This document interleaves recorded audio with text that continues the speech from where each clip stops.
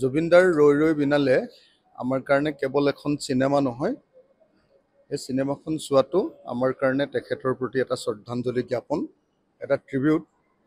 আৰু সেইকাৰণে অসমৰ চব মানুহে চিনেমাখন চাবলৈ ইচ্ছা প্ৰকাশ কৰিছে।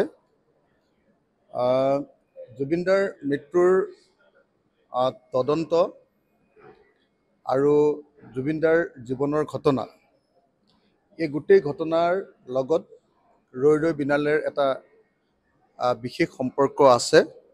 আৰু সেইকাৰণে মই ভাবোঁ যে অসমৰ প্ৰত্যেকজন মানুহৰ কাৰণে ৰৈ ৰৈ বিনালে চোৱাটো এটা আৱেগ। আৰু মই সেইকাৰণে সকলোকে ৰৈ ৰৈ বিনালে চাবৰ কাৰণে অনুৰোধ জনোৱাই নহয়, আহ্বান জনোৱাই নহয়, মই আশা কৰিম যে জুবিনদাৰ ন্যায়ৰ কাৰণেও আমাক ৰৈ ৰৈ বিনালে চোৱাৰ পাছত আমাক বেছি সংঘবদ্ধ কৰিব, বেছি সাহসী কৰিব, আৰু আমি জুবিনদাৰ ন্যায়ৰ কাৰণে বেছিকৈ মাত মাতিব পাৰিম। মোৰ এতিয়া 8:50 শ্ব'টো হয়। জুবিনদাৰ আচলতে যিটো ন্যায় দিব বুলি চৰকাৰে ঘোষণা কৰি আছে, চৰকাৰে যিটো কৈছে যে এমাহৰ ভিতৰত তেওঁলোকে চাৰ্জশ্বিট দিব, কিন্তু মই বুজি পোৱা নাই যে কেনেকৈ এমাহৰ ভিতৰত তেওঁলোকে চাৰ্জশ্বিট দিব। তাৰ কাৰণটো হ'ল যে এতিয়ালৈকে SIT-য়ে মাত্ৰ এবাৰ ছিংগাপুৰলৈ গৈছিলে আৰু ছিংগাপুৰ চৰকাৰে তেওঁলোকক ঘূৰাই পঠিয়াইছে। তেওঁলোকক একো এটা এভিডেঞ্চ নিদিয়াকৈ, একো এটা ষ্টেটমেণ্ট নিদিয়াকৈ আৰু একো এটা ডকুমেণ্ট ল'ব নিদিয়াকৈ তেওঁলোকক ঘূৰাই পঠিয়াই দিছে। এনেকৈ ঘূৰাই পঠিয়াই দিয়াৰ পাছতো যদি চৰকাৰে কয় যে নহয় এমাহৰ ভিতৰত আমি 70 দিনৰ ভিতৰত, মুখ্যমন্ত্ৰীয়ে কৈছে, মুখ্যমন্ত্ৰীয়েতো চাৰ্জশ্বিট বনাই পুলিচে, কিন্তু মুখ্যমন্ত্ৰীয়ে আগতে ডেট বাৰ ঠিক কৰি থৈ দিছে। তাৰমানে চৰকাৰখনে এটা ফিটিং জাজমেণ্ট দিবৰ কাৰণে, ফিটিং এটা চাৰ্জশ্বিট দিবৰ কাৰণে তেওঁলোকে ঠিক কৰি থৈছে।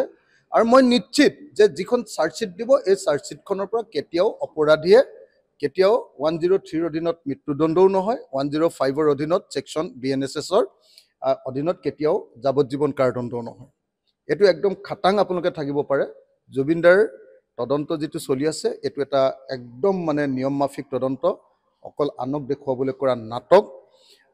মই সেইকাৰণে ভাবোঁ যেনে APSCত চাকৰি কৰা মানুহবিলাকে যেনেকৈ আকৌ চাকৰিবিলাক ঘূৰাই পাইছে, হাইকোৰ্টে অৰ্ডাৰ দি দিছে যে গোটেইবিলাকক আকৌ চাকৰি ঘূৰাই দিব লাগে, ঠিক তেনেকৈ মই ভাবোঁ যে যিটো লিগেল যিটো ফ্ৰেমৰ মাজেদি যাব লাগে, যে বিদেশত তদন্ত কৰিবলৈ ছেকশ্যন 112ৰ অধীনত কোৰ্টৰ পৰা লেটাৰ অফ ৰিকুৱেষ্ট লৈ যাব লাগে, সেইটো কৰা নাই। 208ৰ অধীনত ছেকশ্যন চেণ্ট্ৰেল গভৰ্ণমেণ্টৰ প্ৰায়ৰ পাৰ্মিশ্যন ল'ব লাগে, সেইটো কৰা নাই, একোৱে কৰা নাই। গতিকে মই ভাবোঁ যে এই গোটেই তদন্তৰ পৰা আমি একেবাৰে নাপাওঁ। মাত্ৰ আপোনালোকে দেখিব যে চাৰ্জশ্বিট দিয়াৰ কেইদিনমানৰ পাছতে এই কেছটোৰ পৰা এইকেইটা মানুহে বেল পাই যাব, যিকেইজন মানুহক ধৰি ৰাখিছে চাৰ্জশ্বিট দিয়াৰ কেইদিনমানৰ ভিতৰত। 1 নম্বৰ কথা। 2 নম্বৰ কথা, তেওঁলোকক ধৰি ৰাখিবৰ কাৰণে পিছত বেলেগ বেলেগ কেছ লগাই হয়তো ইলেকশ্যনলৈকে ৰাখিব পাৰিব, যেনেকৈ ধৰক ED লগাব কৈছে, অৰ্থনৈতিক কেলেংকাৰী লগাব কৈছে। গতিকে প্ৰকৃত তদন্ত কৰিবৰ কাৰণে মই চৰকাৰক দাবী জনাইছোঁ। আৰু মই নিজে সেইকাৰণে আপোনাৰ SIT-ৰ মুৰব্বীজনক ফোন কৰিছিলোঁ যে মই নিজে আপোনালোকৰ লগত কথা পাতিব খোজোঁ, মোৰ কথাখিনি ক'ব খোজোঁ, কিন্তু তেওঁলোকে লগ দিবলৈ সাহস কৰা নাই।